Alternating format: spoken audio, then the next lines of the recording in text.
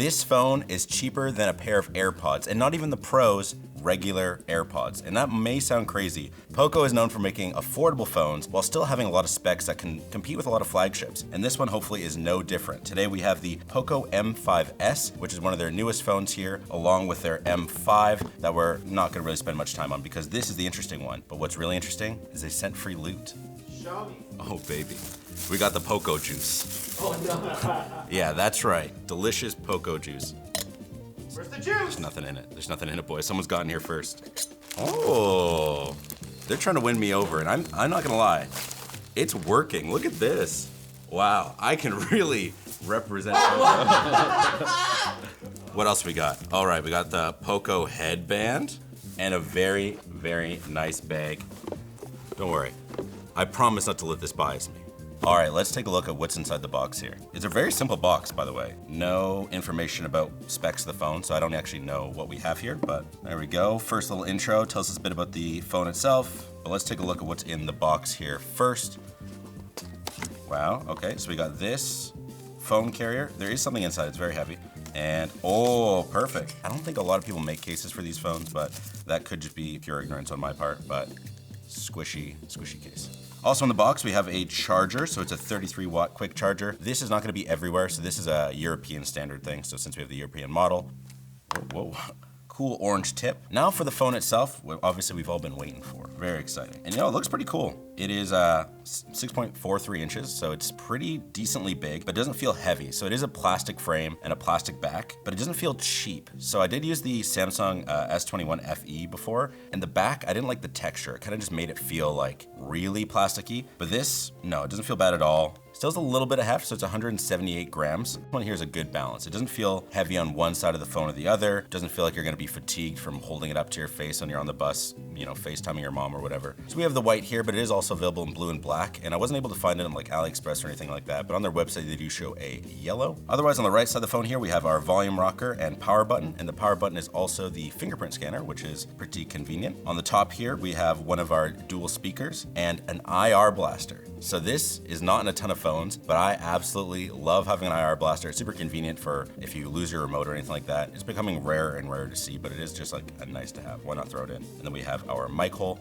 On the left side of the phone, we have our SIM tray, and I believe if we open it up, it is also an SD card slot, which is, again, something exceedingly rare in phones these days, but a great way to save some money by being able to get a lower storage option and throwing in your own SD card. And a dual card slot, which is again, super convenient. It's not super common here in North America. It's only just getting to that point. In Europe and other countries, I know it's a bit more common, but it's super convenient while traveling, or like for myself, I actually rock two phones at the same time, one with my work phone number and one with my personal phone number, and being able to put that all on one device is super convenient. On the bottom of the phone, we have our other dual speaker, as well as a USB-C port and a headphone jack. Just checking all the boxes. I know people in the comments are already going crazy. You've got this in your cart, but slow down, we're gonna finish this video. On the back, pretty simple. I don't know if this is a hot take or something like that, but having the certifications so big on the back of the phone, ugly. I use my phones caseless. I have a Pixel 7 Pro in one pocket and an iPhone 13 Pro in the other pocket, both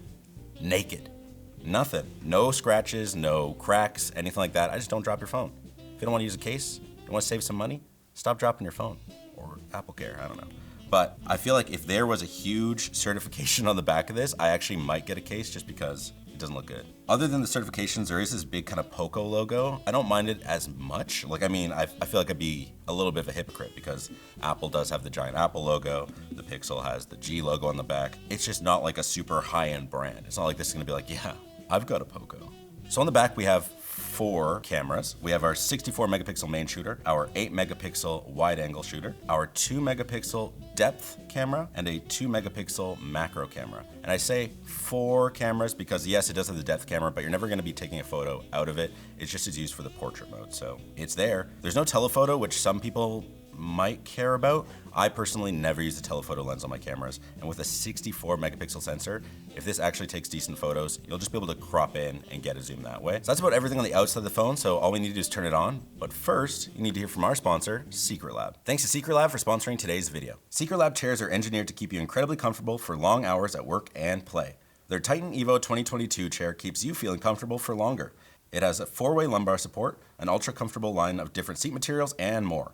All the chairs also come with a 5-year extended warranty and a 49-day return policy. So head on down to the link in the description and learn more about Secret Lab today. So turning it on right away, first you notice it's got a pretty decent screen. So it's 2400 by 1080p Full HD plus AMOLED screen. Yeah, one disappointing thing about the screen though is it is only 60 Hertz. A lot of modern phones or higher end phones, or even just different kind of budget phones, will have a 90 Hertz screen or even greater. And this one being locked at 60, once you get used to something higher, it is rough going back. Again, it's not going to really show on camera because obviously your screen is going to be a different refresh rate than what we're filming at or anything like that, but just trust me, it does feel a bit choppy. Another disappointing thing I forgot to mention is that this is Gorilla Glass 3, which is, I think we're on like the 7th or 8th gen. One saving grace about this phone though is that the screen does get bright. So its average brightness is about 450 nits, but it can go up to 700 nits in its auto brightness mode if it knows you're out in the sun, and it has a peak brightness of 1100 nits, which is competing with a lot of flagship phones. So that's really great to see. So yeah, as we can see here, we're on MIUI 13, and for specs we have the 128 gig of storage and 6 gig of RAM model. Though, as you notice here, it does say it's 6 plus 2, so it has a dynamic RAM system where it can allow you up to an additional 2 gigs of RAM when you need it, which is interesting. I don't know why you just wouldn't have 8,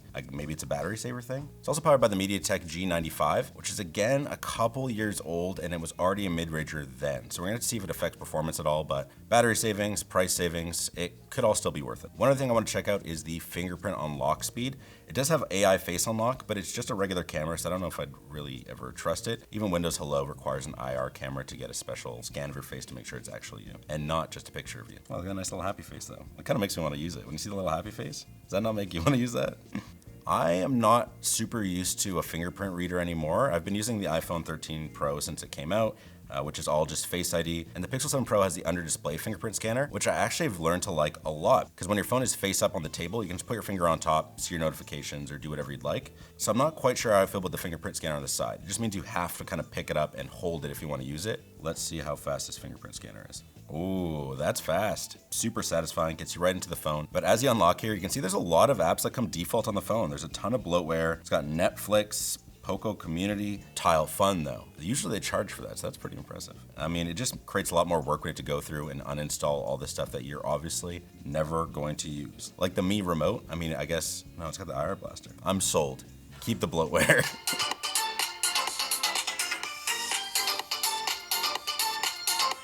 That's not bad. It was a little dicey at the start. I feel like it was just the high ends weren't sounding super great. I'm not an audiophile. I use AirPods, but I did think it sounds pretty good. It sounds pretty wide. There wasn't a ton of stereo separation, but it did sound pretty decent. And the screen looks good. I still think it looks really good for the fact that, again, this is cheaper than AirPods. You get all this. Nuts. Now that we've seen the screen, heard the speakers, let's check out the cameras. That's obviously something that's really important to everybody.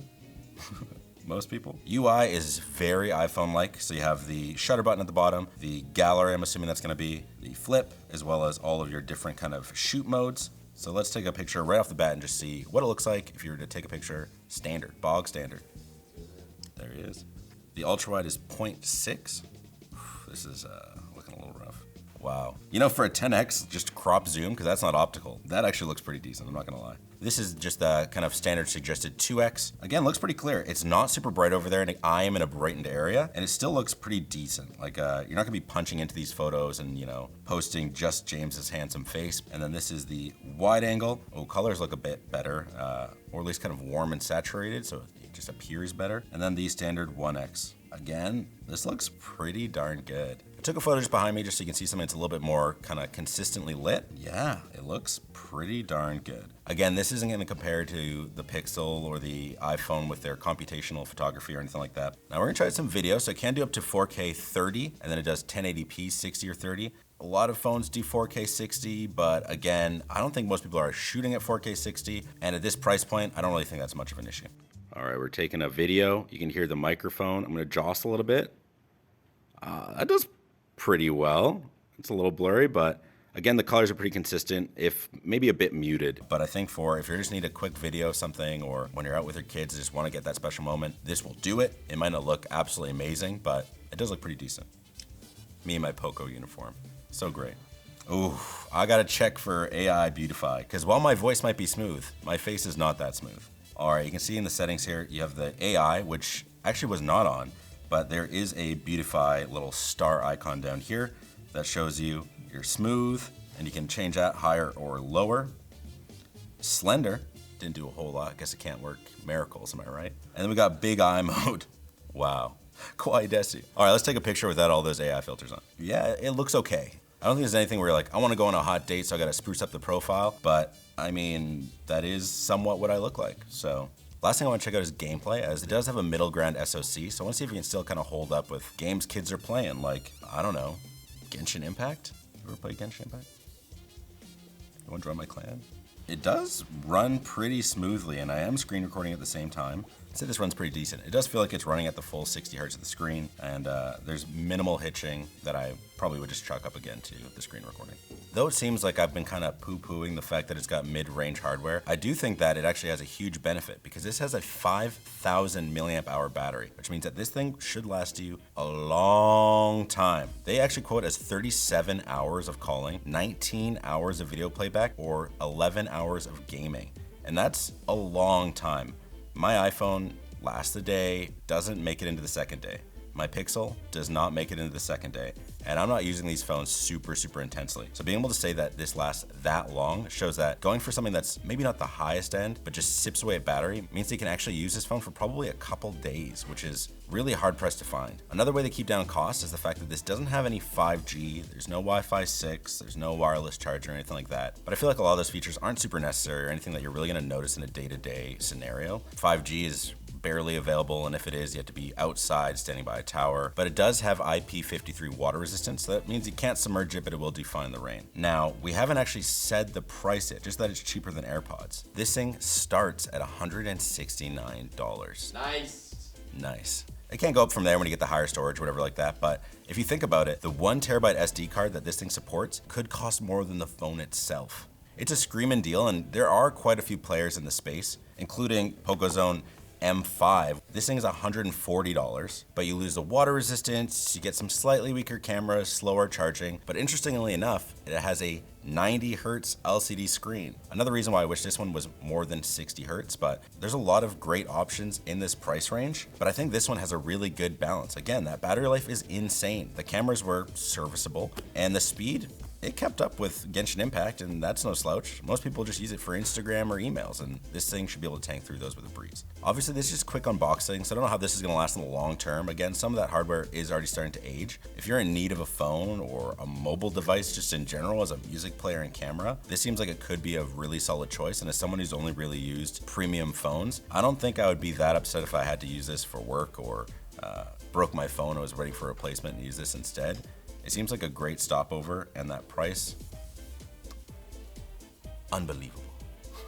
Thanks so much for watching. Let us know if you want us to cover more budget phones. We haven't really been covering them a lot for some reason. And of course, make sure to like, comment, and subscribe. How the turntables. I like being the guy who yells at people, not the one being yelled at. AirPods 3rd gen, $169.99. With charging case, $179. That counts. Yeah, I'll allow it.